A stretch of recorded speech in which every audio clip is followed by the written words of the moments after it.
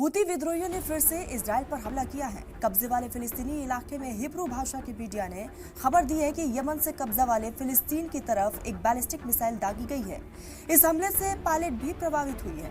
आपको बता दें कि इजरायली चैनल ने बताया है कि यमन के हूती विद्रोहियों के जरिए मिसाइल दागे जाने के बाद तेल अवीव के बैन गुरियान हवाई अड्डे पर उड़ानें निलंबित कर दिए गए हैं। इजरायली सेना ने बताया है कि इस हमले की वजह से कई जगहों पर सायरन बज उठे हैं।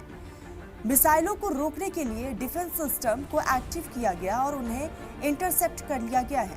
उन्होंने बताया कि इस मामले में जांच शुरू कर दी गई है। वहीं इजरायली सेना ने कहा है कि आखिर हूती किस तरफ है। सोशल मीडिया पर वीडियो जारी करते हुए आईडीएफ ने दावा किया है कि ईसाई, मुस्लिम, यहूदी की पाक जगह हूती विद्रोहियों की तरफ से अटैक की चपेट में है।